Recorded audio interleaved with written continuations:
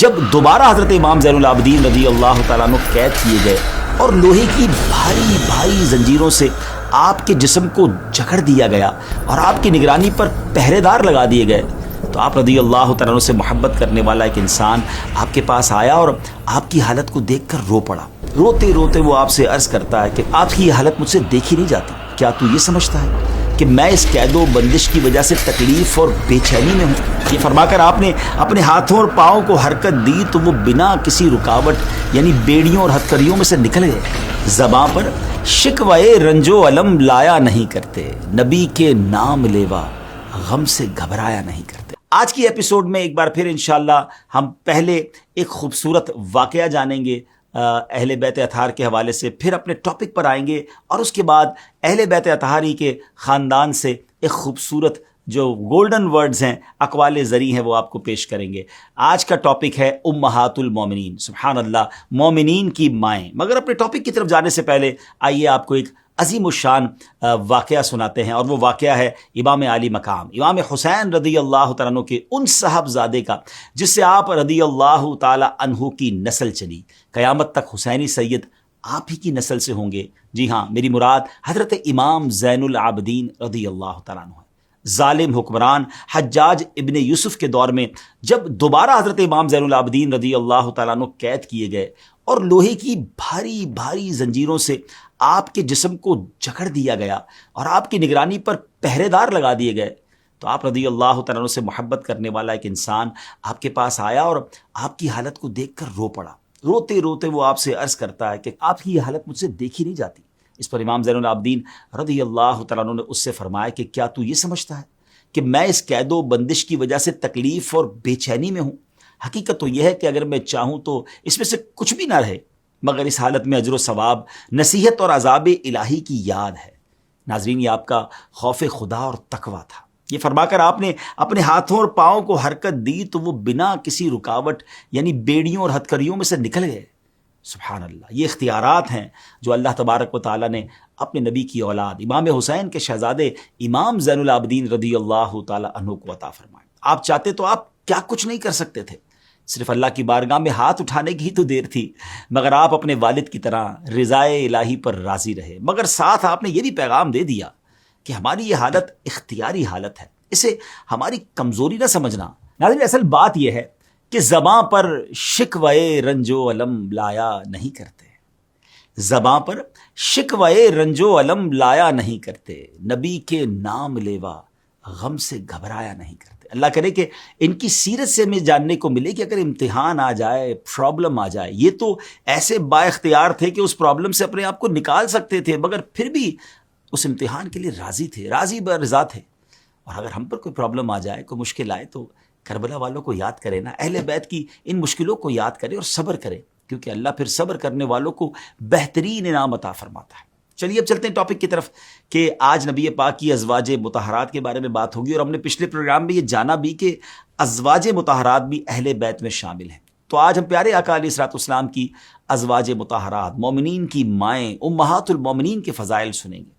ہاں، یہ ضرور ہے کہ ایک ایپیسوڈ میں تو یقیناً سب کے حالات، سب کی زندگی کے بارے میں ڈسکس نہیں کیا جا سکتا، تو آج ہم 3 امہات المومنین، حضرت خدیجہ رضی اللہ تعالیٰ عنہ، حضرت سودا اور حضرت عائشہ صدیقہ رضی اللہ تعالیٰ عنہما کے بارے میں سنیں گے۔ سب سے پہلے پیارے آقا علیہ الصلوۃ والسلام کے عقد نکاح میں آنے والی خوش نصیب خاتون ام المومنین حضرت سیدتنا خدیجۃ الکبریٰ رضی اللہ تعالیٰ عنہا ہے۔ نبی کریم علیہ الصلوۃ والسلام سے آپ کے نکاح کا واقعہ یہ ہے کہ جب نبی پاک علیہ الصلوۃ والسلام کی عمر مبارک تقریباً 25 سال کی ہوئی تو آپ کی امانت و صداقت کا چرچا دور دور تک پہنچ چکا تھا۔ اس ٹائم حضرت خدیجہ رضی اللہ تعالیٰ عنہ مکہ کی ایک بہت ہی مالدار یعنی ویل آف لیڈی تھی۔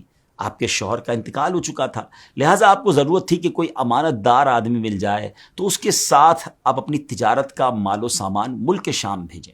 چنانچہ اس کام کے لیے آپ رضی اللہ تعالیٰ عنہ نے پیارے آقا علیہ الصلوۃ والسلام کا انتخاب کیا اور آپ کے پاس پیغام بھیجا کہ آپ میرا مال تجارت لے کر ملک شام جائیں، جو معاوضہ میں دوسروں کو دیتی ہوں، آپ کی امانت و دیانت داری کی بنا پر میں آپ کو اس کا دگنا پیش کروں گی۔ نبی کریم علیہ الصلوۃ والسلام نے آپ رضی اللہ تعالیٰ عنہ کی درخواست منظور فرما لی اور تجارت کا مال و سامان لے کر ملک شام روانہ ہو گئے۔ اس سفر میں حضرت خدیجہ رضی اللہ تعالیٰ عنہ نے اپنے ایک بھروسے کے غلام میسرہ کو بھی آپ کے ساتھ روانہ کر دیا تاکہ وہ آپ علیہ الصلوۃ والسلام کی خدمت کرتا رہے۔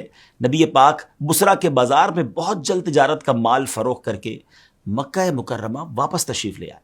اس سفر میں نبی پاک کے کردار، امانت داری اور آپ کی دوسری صفات سے متاثر ہو کر آپ رضی اللہ تعالی عنہ نے پیارے آقا علیہ الصلوۃ والسلام کو نکاح کا پیغام بھیجا، جسے آپ علیہ الصلوۃ والسلام نے قبول فرما لیا۔ یوں یہ بابرکت نکاح آپ علیہ الصلوۃ والسلام کے سفر شام سے واپسی کے 2 ماہ 25 دن بعد منعقد ہوا۔ اس وقت حضرت خدیجہ رضی اللہ تعالیٰ عنہ کی عمر مبارک 40 سال تھی۔ ناظرین، آپ رضی اللہ تعالیٰ عنہ نے قدم قدم پر پیارے آقا علیہ الصلوۃ والسلام کو سپورٹ کیا۔ پہلی وحی کے بعد جو آپ علیہ الصلوۃ والسلام کی کیفیت تھی، اس میں جس طرح آپ نے نبی پاک علیہ الصلوۃ والسلام کو حوصلہ دینے کی کوشش کی، ناظرین وہ الفاظ واقعی سننے سے تعلق رکھتے ہیں۔ جب نبی پاک علیہ الصلوۃ والسلام نے ایک خاص کیفیت میں فرمایا کہ مجھے اپنی جان کا ڈر ہے، تو یہ سن کر آپ رضی اللہ تعالی عنہ نے کہا کہ نہیں، ہرگز نہیں، آپ کی جان کو کوئی خطرہ نہیں ہے۔ خدا کی قسم، اللہ تعالیٰ کبھی بھی آپ کو رسوا نہیں کرے گا۔ آپ تو رشتہ داروں کے ساتھ بہترین سلوک کرتے ہیں، دوسروں کا بار خود اٹھاتے ہیں، خود کما کما کر مفلسوں اور محتاجوں کو عطا فرماتے ہیں، مسافروں کی مہمان نوازی کرتے ہیں، اور حق و انصاف کی خاطر سب کی مصیبتوں اور مشکلات میں کام آتے ہیں۔ اس کے بعد پھر آپ رسول پاک علیہ الصلوۃ والسلام کو اپنے کزن، جو کہ کتب سابقہ یعنی پچھلی جو بکس تھیں کہ اس کے ماہر تھے اور زبردست عالم تھے، حضرت ورقہ بن نوفل کے پاس اس سلسلے میں لے کر گئی تھی۔ وہ پورا ایک الگ ٹاپک ہے، وہ پورا ایک الگ واقعہ ہے۔ خیر ناظرین، اللہ پاک کی بارگاہ میں آپ رضی اللہ تعالیٰ عنہ کا مقام و مرتبہ بہت بلند و بالا ہے۔ ایک بار حضرت جبرائیل نے بارگاہ رسالت میں حاضر ہو کر عرض کی، یا رسول اللہ صلی اللہ تعالیٰ علیہ وسلم، آپ کے پاس حضرت خدیجہ رضی اللہ تعالیٰ عنہ برتن لا رہی ہیں جس میں کھانا اور پانی ہے، جب وہ آ جائیں تو انہیں ان کے رب کا اور میرا سلام کہیے گا، اور یہ بھی خوشخبری سنا دیجیے گا، جنت میں ان کے لیے موتی کا ایک گھر ہے جس میں نہ کوئی شور ہوگا اور نہ کوئی تکلیف۔ اللہ اکبر، اور جنت کی بشارتیں مل رہی ہیں۔ آپ رضی اللہ تعالیٰ عنہ نماز کی فرضیت سے پہلے بھی نماز ادا فرماتی تھی۔ آپ نے اپنی ساری دولت پیارے آقا علیہ الصلوۃ والسلام کے قدموں پر قربان کر دی، اور اپنی تمام عمر پیارے آقا علیہ الصلوۃ والسلام کی خدمت کرتے ہوئے گزار دی۔ آپ رضی اللہ تعالیٰ عنہ کی سخاوت کا عالم یہ تھا کہ ایک بار قحط سالی اور مویشیوں کے ہلاک ہونے کی وجہ سے حضرت حلیمہ رضی اللہ تعالیٰ عنہ تشریف لائیں تو آپ نے انہیں 40 بکریاں اور 1 اونٹ تحفتاً پیش کیا۔ آپ رضی اللہ تعالیٰ عنہ کو چند خصوصیات بھی حاصل ہیں۔ عورتوں میں سب سے پہلے آپ نے اسلام قبول کیا۔ آپ کی حیات میں نبی پاک علیہ الصلوۃ والسلام نے کسی اور سے نکاح نہیں فرمایا۔ پیارے آقا علیہ الصلوۃ والسلام کی تمام اولاد، جی ہاں تمام اولاد سوائے حضرت ابراہیم رضی اللہ تعالیٰ عنہ کے، آپ رضی اللہ تعالیٰ عنہ ہی سے ہوئیں۔ پیارے آقا نے فرمایا کہ اللہ کی قسم، خدیجہ سے بہتر مجھے کوئی بیوی نہیں ملی۔ جب لوگوں نے میرا انکار کیا تو اس وقت وہ مجھ پر ایمان لائیں، اور جب لوگ مجھے جھٹلا رہے تھے اس وقت انہوں نے میری تصدیق کی، اور جس وقت کوئی شخص مجھے کوئی چیز دینے کے لیے تیار نہ تھا اس وقت خدیجہ نے مجھے اپنا سارا مال دے دیا، اور انہی کے بدن سے اللہ تعالیٰ نے مجھے اولاد عطا فرمائی۔ آپ رضی اللہ تعالیٰ عنہ تقریباً 25 سال پیارے آقا علیہ الصلوۃ والسلام کی شریک حیات رہیں، اور آپ کا وصال اعلان نبوت کے 10ویں سال 10 رمضان المبارک کو ہوا۔ آپ کی وفات پر رحمت عالم علیہ الصلوۃ والسلام بہت غمگین ہوئے، اور جس سال آپ رضی اللہ تعالیٰ عنہ کی وفات ہوئی اسے آپ نے عام الحزن یعنی غم کا سال قرار دیا۔ ناظرین، ویسے تو بہت کچھ کہنے کو ہے حضرت خدیجہ رضی اللہ تعالیٰ عنہ کے بارے میں، کمال کی پرسنالٹی ہیں، مگر ہماری خواتین کے لیے بہت زبردست رول ماڈل ہیں کہ جو آج کے دور میں اپنے شوہر کو یا اپنے گھر کے مرد حضرات کو ٹونٹ کرتے رہتی ہیں یا پریشرائز کرتی ہیں کہ ہماری یہ ڈیمانڈ ہے، کسی صورت بھی گھر میں ہمیں یہ چاہیے، چاہے تمہیں کچھ بھی کرنا پڑے۔ مرد کسی مشکل میں بھی ہو تو ساتھ دینے کی بجائے اس پر طنز کیا جاتا ہے۔ نہیں ناظرین، میری بہنوں سے میری گزارش ہے کہ حضرت خدیجہ کی سیرت سے سیکھیں کہ اگر گھر میں مرد کسی پرابلم میں ہے تو اگر گھر کی خاتون سپورٹ کر دے، ساتھ دے دے، مشکل وقت میں ہمت بڑھانے والی ہو، ایک تو اجر ملے گا، اور میرے رب کی رحمت سے پھر ہم نے دیکھا ہے کہ جو مشکل وقت میں اپنے گھر والوں کا ساتھ دیتی ہیں اللہ انہیں سکھ کے دن ضرور دکھاتا ہے۔ تو امید کرتا ہوں کہ جہاں تک ہم پہنچے ہیں اس ایپیسوڈ میں ہماری بہنیں اس سے بالخصوص درس حاصل کریں گی۔ اب چلتے ہیں دوسری ام المومنین حضرت سودا رضی اللہ تعالیٰ عنہ کے بارے میں جانتے ہیں۔ پیارے آقا علیہ الصلوۃ والسلام سے نکاح ہونے سے پہلے آپ رضی اللہ تعالیٰ عنہ پہلے اپنے چچا زاد سکران بن عمرو کے نکاح میں تھی۔ اسلام کی ابتدا ہی میں یہ دونوں میاں بیوی مسلمان ہو گئے تھے۔ ایک قول کے مطابق ہجرت حبشہ سے واپسی پر مکہ مکرمہ میں حضرت سکران بن عمر رضی اللہ تعالیٰ عنہ کا انتقال ہو گیا۔ ناظرین، حضرت سودا بہت ہی دیندار، سلیقہ شعار اور بے حد خدمت گزار خاتون تھی۔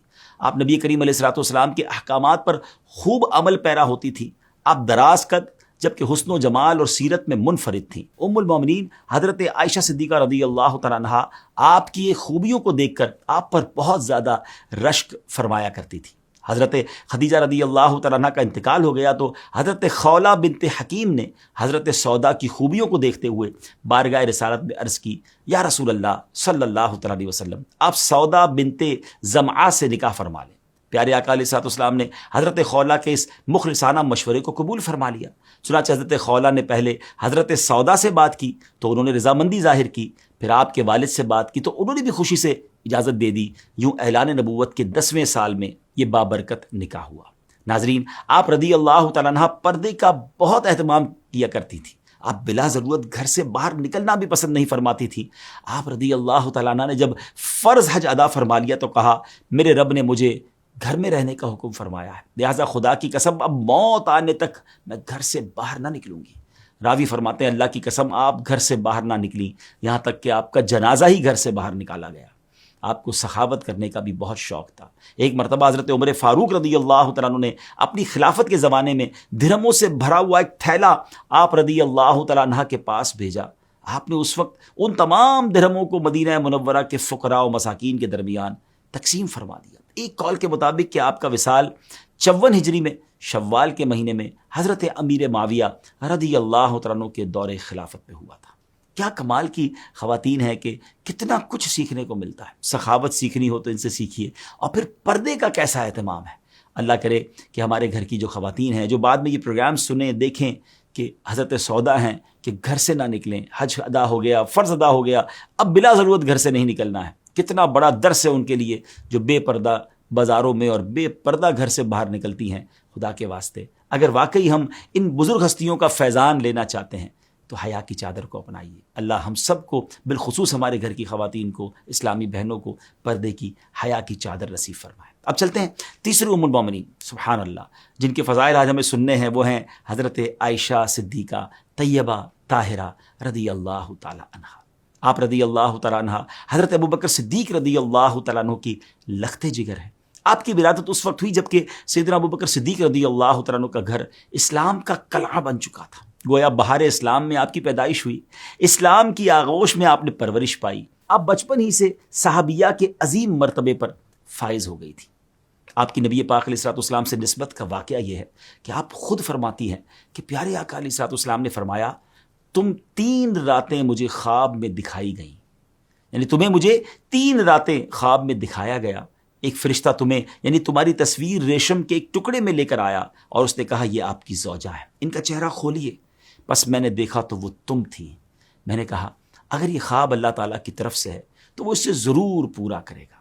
ناظرین، آپ رضی اللہ تعالیٰ عنہ اگرچہ ازواج رسول میں سب سے کم عمر کی خاتون تھیں، لیکن اس کے باوجود آپ نے کبھی بھی گھریلو ذمہ داریوں کو پورا کرنے میں کوئی کمی نہ ہونے دی، بلکہ آپ گھر کے کام کاج نہایت ہی اچھے طریقے سے سر انجام دیتی تھی۔ آپ مزاج رسول سے اچھی طرح واقف تھیں۔ آپ نبی پاک علیہ الصلوۃ والسلام کی فرما برداری میں آگے رہنے کے ساتھ حضور علیہ الصلوۃ والسلام کے فیض سے بھی مستفیض ہوتی رہیں۔ یہی وجہ ہے کہ آپ کو قرب مصطفیٰ سے جو علمی شان نصیب ہوئی وہ دیگر ازواج میں بہت کم نظر آتی ہے۔ وقت کے ساتھ ساتھ آپ کے علمی مقام میں بھی اضافہ ہوتا رہا، یہاں تک کہ حضور علیہ الصلوۃ والسلام کے ظاہری وصال کے بعد اگر صحابہ کرام کو کوئی مشکل پیش آتی تو کئی مرتبہ اس کا حل ام المومنین حضرت عائشہ صدیقہ رضی اللہ تعالیٰ عنہا ہی پیش کیا کرتی، بلکہ صحابہ کی ایک تعداد ہے جنہوں نے آپ سے باقاعدہ علم سیکھا اور مسائل سیکھے۔ حضرت عروہ رضی اللہ تعالیٰ عنہ فرماتے ہیں، میں نے لوگوں میں ام المومنین حضرت عائشہ صدیقہ طیبہ طاہرہ رضی اللہ تعالیٰ عنہا سے بڑھ کر کسی کو قرآن، میراث، حلال و حرام، شعر، اقوال عرب اور نسب کا عالم نہیں دیکھا۔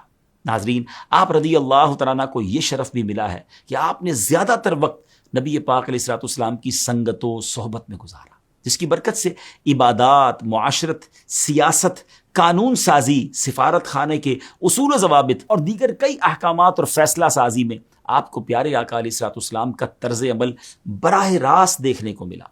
پھر نبی پاک علیہ الصلوۃ والسلام کی گھریلو زندگی کی چشمدید گواہ بھی آپ خود تھی، اس لیے آپ کو اصحاب رسول میں ایک خاص مقام حاصل تھا۔ ہر کوئی آپ کی رائے کو اہمیت دیتا تھا۔ محدثین کی اکثریت بھی آپ کی روایت کی ہوئی حدیث کو فوقیت دیتی ہے۔ آپ کی روایتوں کی تعداد دیگر ازواج رسول سے اس لیے بھی زیادہ ہیں کہ آپ کو علم حاصل کرنے کا بہت شوق تھا۔ آپ بلا جھجک رسول پاک علیہ الصلوۃ والسلام سے جو پوچھنا چاہتی عرض کر دیتی۔ پھر ام المومنین حضرت خدیجہ الکبریٰ رضی اللہ تعالیٰ عنہا کے وصال کے بعد آپ ہی وہ خوش نصیب خاتون تھی جن سے نبی پاک علیہ الصلوۃ والسلام کو انسیت ملتی۔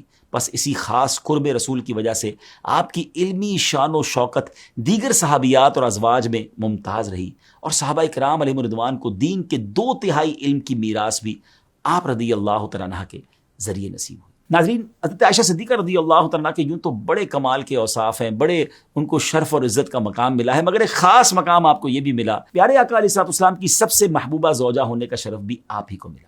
اور یہاں ایک اور بات کہ آپ وہ خاتون ہیں جن کے گھر وحی نازل ہونے کا مقام تھا۔ اللہ اکبر، آپ ہی وہ باکمال ہستی ہیں جن کو جبریل امین علیہ الصلوۃ والسلام سلام کیا کرتے تھے۔